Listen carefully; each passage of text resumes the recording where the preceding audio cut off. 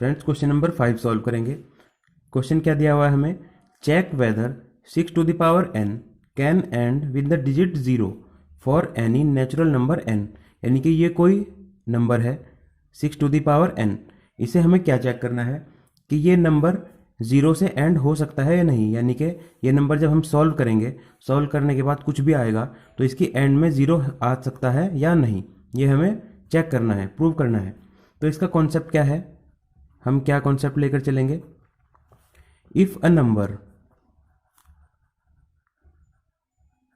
Ends with 0, अगर कोई number 0 से एंड होता हो, किसी नंबर के 0 में एंड हो, तो वो नंबर 5 से डिवाइड हो सकता है। Then the number must be divided by 5, वो नंबर 5 से जरूर डिवाइड होगा।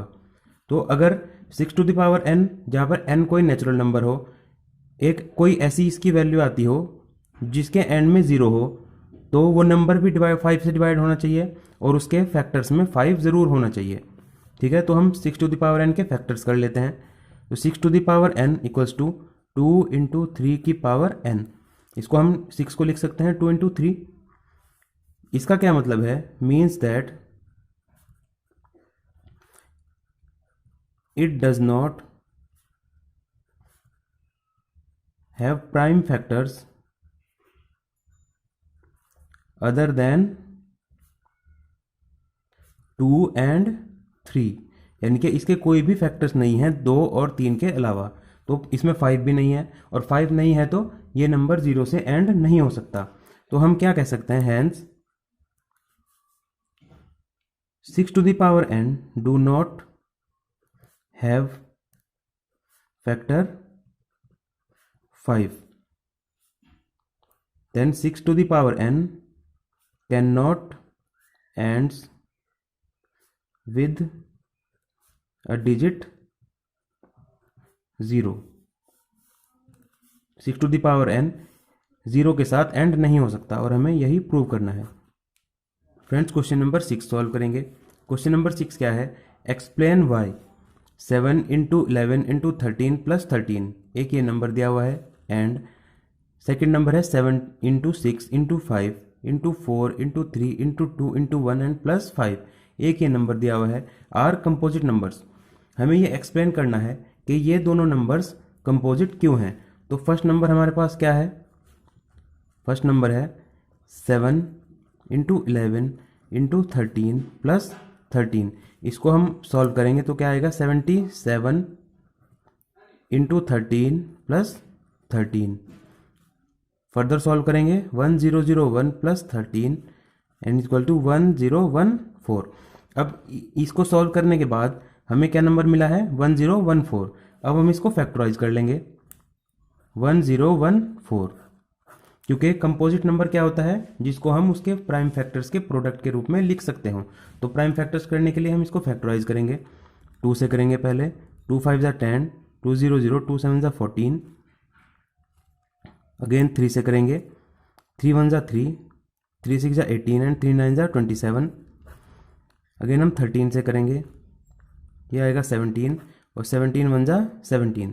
तो इसके प्राइम फैक्टर्स हम कैसे लिख सकते हैं, 2 इंटू 3 इंटू 13 इंटू 17। इसको हम इसके प्राइम फैक्टर्स के प्रोडक्ट के रूप में लिख सकते हैं। अब हमारे पास सेकेंड नंबर क्या है,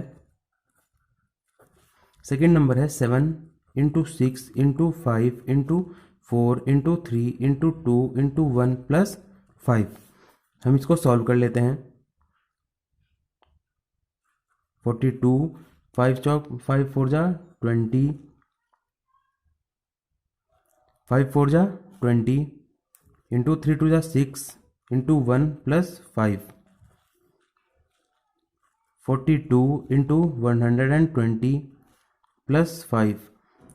इसको फर्दर हम सॉल्व करेंगे तो हमें क्या मिलेगा, 5045। अब हम इसको फैक्टराइज करेंगे, 5045। तो ये किससे होगा, डिवाइड होगा 5 से, क्या मिलेगा हमें, 1009। अब ये 1009 से होगा 1, तो इसके प्राइम फैक्टर्स हमें क्या मिलेंगे 5 इंटू 1009। तो ये भी प्राइम फैक्टर्स के प्रोडक्ट में हम एक्सप्रेस कर सकते हैं। क्या फंडामेंटल थ्योरम ऑफ अरिथमेटिक क्या है, वो क्या कहती है कि कोई भी कंपोजिट नंबर होगा उसको हम उसके प्राइम फैक्टर्स के प्रोडक्ट के रूप में लिख सकते हैं। तो बोथ, इसको हम आगे कैसे लिखेंगे, both given numbers can be expressed as product of its prime factors. ये जो दो नंबर हमें दिए गए हैं, ये दोनों नंबर हम इनको किस में एक्सप्रेस कर सकते हैं, इनके प्राइम फैक्टर्स के प्रोडक्ट के रूप में हम इनको लिख सकते हैं। तो according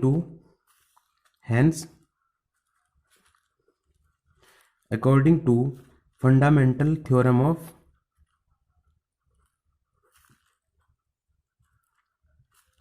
arithmetic,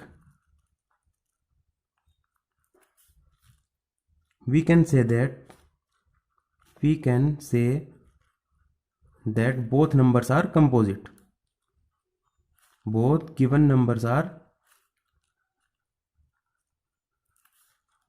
composite. Friends, fundamental theorem of arithmetic की वीडियो मैं पहले बना चुका हूं, आप प्लेलिस्ट में जाकर उस वीडियो को देख सकते हैं। और फ्रेंड्स, ये हमारी क्वेश्चन नंबर 6 यहाँ पे सॉल्व हो गया, यही इसका आंसर है। Question number 7, there is a circular path around a sports field. ये कोई सर्कुलर पाथ है, कोई भी स्पोर्ट्स फील्ड है उसका सर्कुलर पाथ है।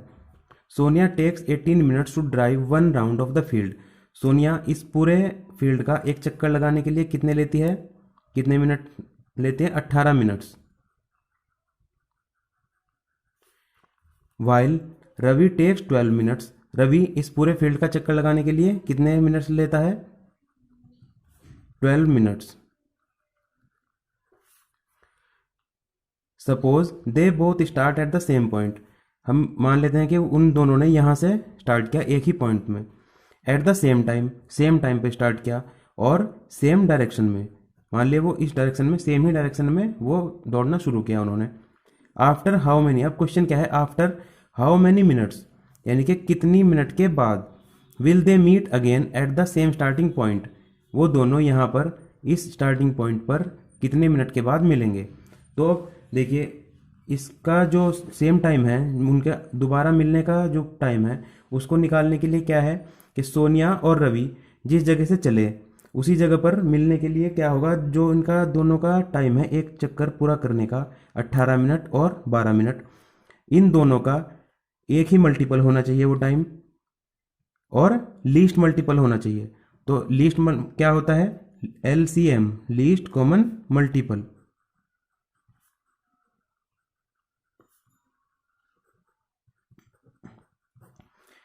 वो 18 का भी मल्टीपल होना चाहिए और 12 का भी मल्टीपल होना चाहिए, और क्या होना चाहिए, सबसे कम वाला मल्टीपल होना चाहिए। सबसे कम जो होगा टाइम का मल्टीपल, वही वो टाइम होगा जितने टाइम के बाद दोनों उसी पॉइंट पर, स्टार्टिंग पॉइंट पर फिर से मिलेंगे।